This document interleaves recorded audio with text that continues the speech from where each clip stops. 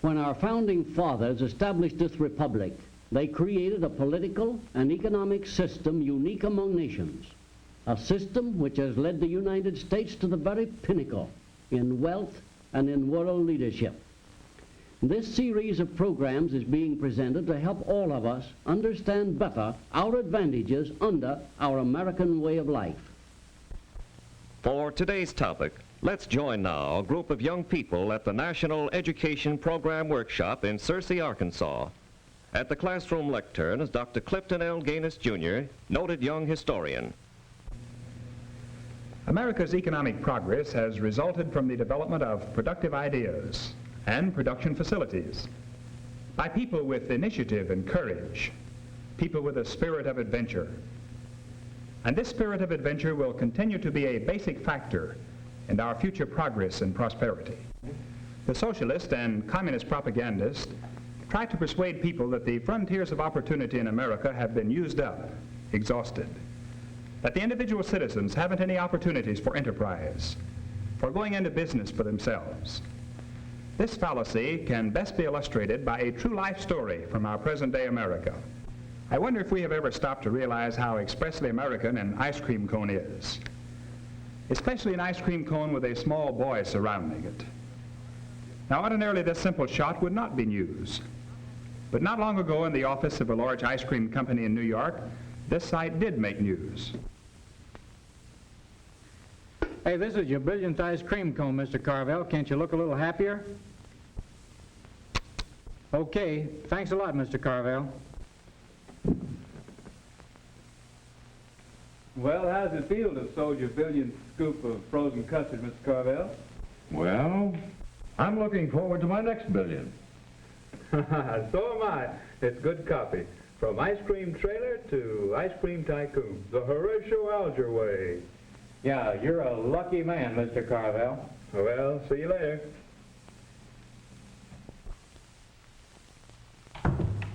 Lucky, he says. He wasn't along all the way, Tom. I wonder what we were so optimistic about back there in 1934. Especially with the patches on those tire tubes. Look at that dress. Were they really that short? Yes, they were. And so were we, in the pocketbook. You know, it seems to me that we went to 1,000 fairs that year, and yet I'll never forget that one.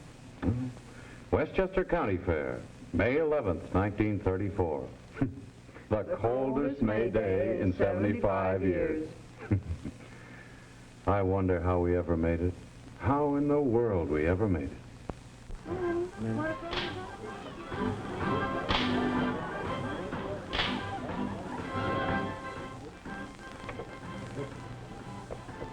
Well, we may not be able to sell any of this stuff, but the weather will keep it frozen till next weekend. That's all we need. We'll save our ice. Yeah, and lose the ice cream. What do you mean? Oh, I've been keeping things from you, dear.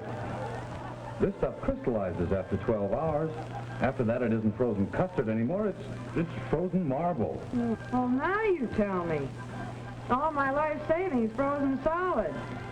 Well, listen, I've been tinkering with a brand new idea for a frozen custard machine. I'm going to make my own, a portable one, so we can make our own custard and not have to buy it ready-made. Well, Thomas Edison Carvel. Listen, anybody that can keep that bucket of bolts in the back runner has to have a little Edison in him. I shouldn't be afraid of a little thing like a custard freezer. And what will you use for money? Well, you know the money I was going to spend on the cone dispenser and the new scoops? I know. We use the same old scoops, and the cones will come out of the same old box. But look, honey, I've really got something started here, believe me. Now, look, you know how the custard always comes out thin from those machines we use? Well, I've got an idea how we can beat that. I know I can make a machine that'll answer the problem. All it takes is a few more parts, and I'm absolutely positive that I can have it. I believe you. I believe you. I believe you. Boy, talk about humoring the mad inventor. What I went through buying parts out of my salary. He finished the freezer, 13 different versions of it that year. Yeah, but I was just young enough to be positive that sooner or later the right idea would come to me. I guess I thought it would come in a sudden blinding flash. And it did.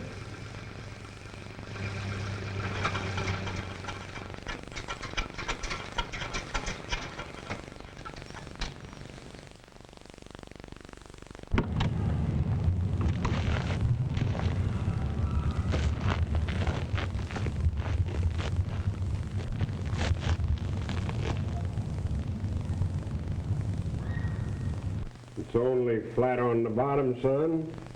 Yeah. Got a spare? Got a phone.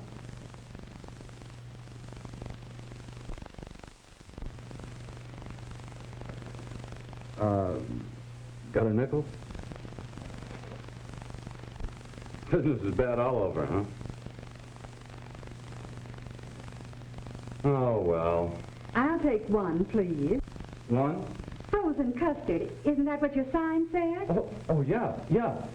Look, Pop, it's all right, isn't it? I mean, until the wife can go for a tire? Sure, it's all right. Stay as long as you please. Pottery business is terrible anyway. You talk about custard. We really sold the stuff. I say we because I was sort of in the firm, especially the tasting department. Well, fair. Well, try this one.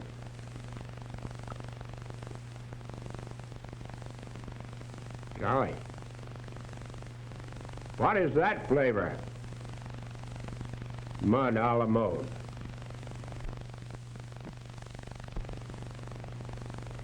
Well, here.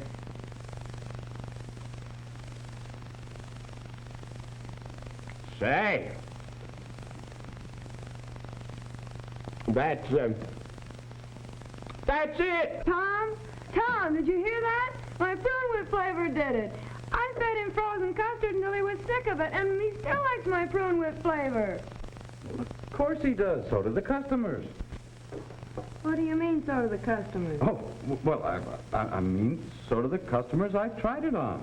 Why, you said we weren't going to try any new flavors until we'd had a chance to test them. Well, so I tested it on me. Oh, now look, honey. You know I haven't been able to eat that frozen custard for over 2 years.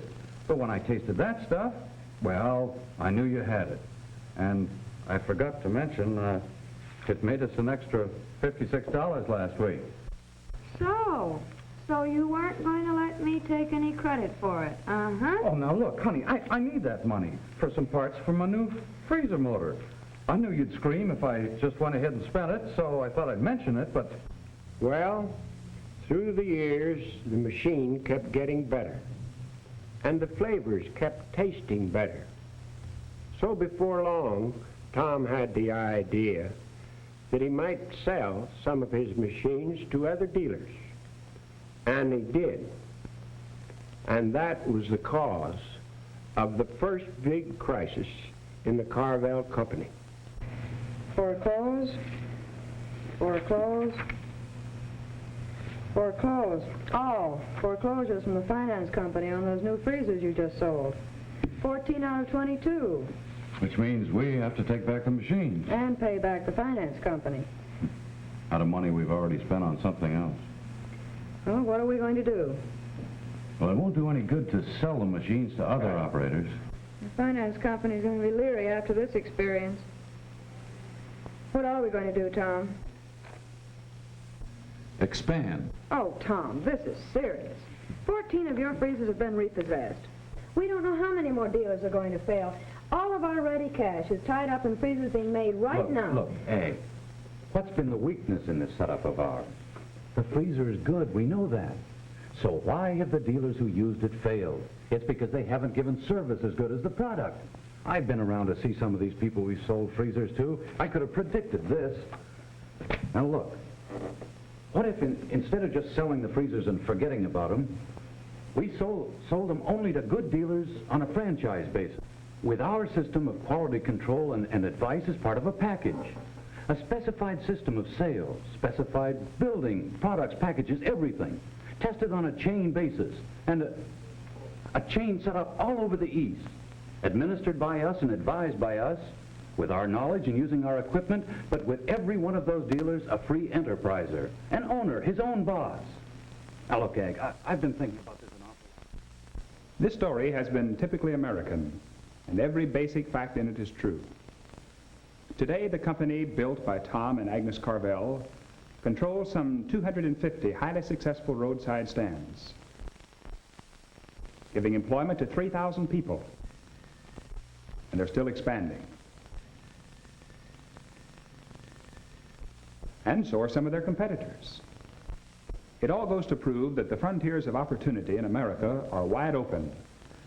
In fact, opportunity in this dynamic nation of ours never has been greater. So the socialists, with their gloomy picture of a dead economy, are wrong again. In fact, tens of thousands of businesses are started in America every year, and other thousands of businesses and industries are constantly expanding. It's a good thing, too. For although we probably have not given it much thought, 1 million new jobs must be created annually in America to take care of our young men and women entering adulthood. These new jobs are being created, and they will continue to be created so long as we have our free American system with its incentives for enterprise, producing people like the Carvels and their wonderful spirit of adventure. In our next classroom session of the American Adventure, we shall look more closely at this philosophy called socialism, which seeks to challenge our own philosophy of freedom. But for now, class dismissed.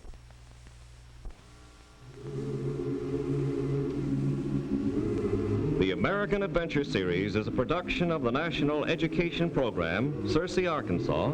Dr. George S. Benson, director. Dr. Clifton L. Gaines, Jr. was our instructor. This is a continuing series based on the unique political and economic system which has made America great. Watch for the next presentation of the American Adventure.